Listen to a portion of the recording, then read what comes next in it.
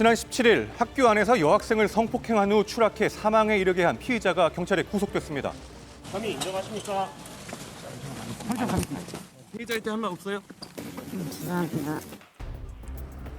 지난 15일 새벽 1시 반경 피의자는 술에 취한 피해자를 건물 3층으로 부축해 데려왔었다는데요. 이곳이 바로 사건 현장입니다. 피해 여학생은 바로 이곳 건물 3층에서 창문 밖으로 추락한 것으로 알려졌습니다. 이후 피해자는 머리와 입, 귀 등에 피를 흘리며 쓰러진 채 지나가는 행인에게 발견이 된 건데요. 자, 그런데 주변 CCTV 분석 결과 피해자가 일정 시간 생존해 방치된 것으로 나타났습니다. 현장에서 있을 때 호흡 맥박이 약하게 있었어요. 의식이 있었던 건 아니고요. 이송하는 차 안에서 호흡 맥박이 약해지고 CPR 하면서 병원에 이송한 거죠. 자, 행인이 피해자를 발견했던 시각은 오전 3시 49분. 피해자가 건물에 들어간 지 2시간 만인데요. CCTV 분석 결과 피해자 추락 예상 시간에서 1시간 이상 방치가 됐던 겁니다. 구급대원이 현장에 6분 만에 도착을 했지만 결국 병원 이송 3시간 만에 숨지고만 피해자. 만약 피의자가 바로 119에 신고라도 했더라면 피해자를 살릴 수도 있었던 상황입니다. 해가지고 저기 신고를 했었더라면 어떻게 살릴 수 있지 않았어요? 그게 좀 안타깝죠. 안타까운 마음이 제일 큰 것 같아요. 학교에서 이런 일이 일어났다는 것 자체가. 전문가는 신고를 하지 않고 도주를 한 행위는 가중처벌을 받을 수 있다고 지적합니다. 추락을 한 상황을 알고서 사람이 사망할 것을 이미 예견한 상태에서 구조로 나가지 않았다라고 한다면 사망 결과에 대한 부분에 대한 책임 자체를 직접 고의적으로 물을 수는 없다라고 하더라도 양형상으로는 분명히 큰 가중 요소로 작동하게 될 것 같습니다. 피의자는 경찰 조사에서 무섭고 경황이 없어 도망쳤다고 진술한 것으로 알려졌습니다. 또 추락의 고의성 여부도 중요한 쟁점입니다. 피의자는 피해자를 고의로 밀지 않았다고 주장하고 있는데요. 창가의 난간 높이를 한번 살펴보면 약 1m 정도가 되는데요. 일반 여성의 키를 감안했을 때는 한 명치 정도까지 올 수 있는 그런 높이라고 보시면 될 것 같습니다. 자, 높이를 보면 실수로 떨어지기는 힘들어 보이지만 충분히 난간을 잡고 넘어갈 수는 있는 높이인데요. 경찰은 지난 17일 추락 상황에 대해 다양한 실험을 하고 창틀과 건물 외벽에서 지문과 DNA를 채취하기도 했습니다. 살인의 고의성에 의해서 밀려서 떨어져서 사망했을 가능성, 또는 어떤 실랑이를 하는 과정에서 떨어졌을 가능성, 본인이 자신의 몸을 보호하기 위해서 떨어졌을 가능성, 이런 등등 여러 가지 가능성이 있잖아요. 그 실험 결과를 가지고 이것을 살인이냐 아니면 치사냐 이런 식으로 이제 구분을 할 가능성이 높다는 거죠. 자, 또 다른 전문가는 살인의 고의성을 판단하기 위해 이 실험 결과가 매우 중요하다고 말하는데요.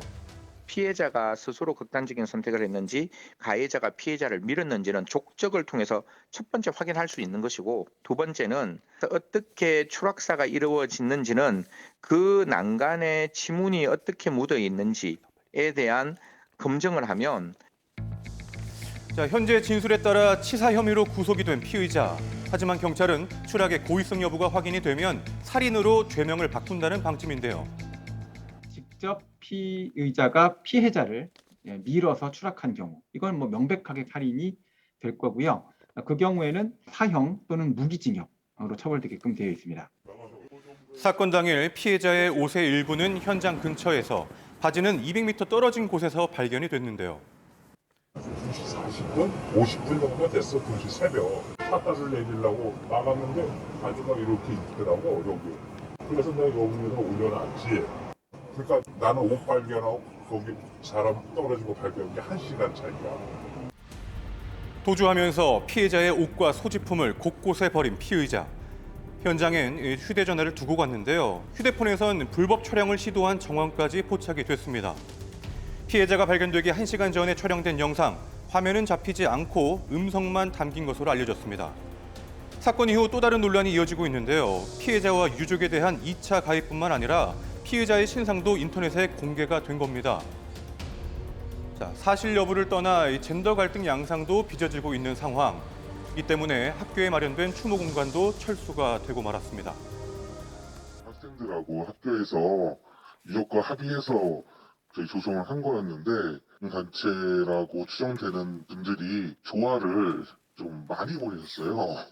내용이 적절치 않다고 판단을 해서 월요일까지 딱 운영하는 거로.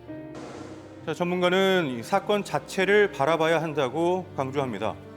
범죄 사건으로서 일단은 기본적으로 수사를 철저히 해야 하고 그리고는 엄벌해야 되는 그런 그 사건으로 우리가 그 간주를 해야지 남녀 대결 구도가 형성이 돼서 결국은 유가족이 감당해야 되는 수준의 문제가 굉장히 심각한 그 방향으로 흘러갈 개연성이 굉장히 높다.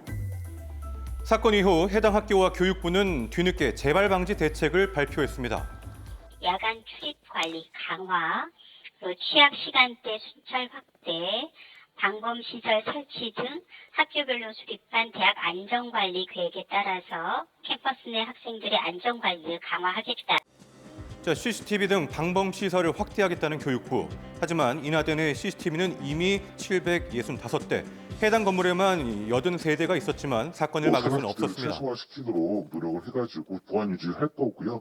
심야 시간에는 일부 인원에 대해서만 출입 가능하게끔 조치할 계획입니다. 자, 이에 재발 방지 대책의 실용성 또한 논란이 되고 있는 상황인데요. 대학이라고 하는 곳이 과연 어떤 곳이에요?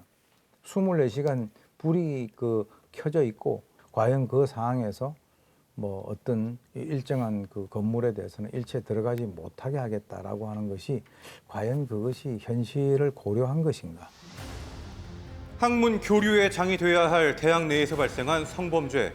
단순 CCTV 증설과 예방교육 추가 도입보다 실효성 있는 대책이 강구되어야 하지 않을까요?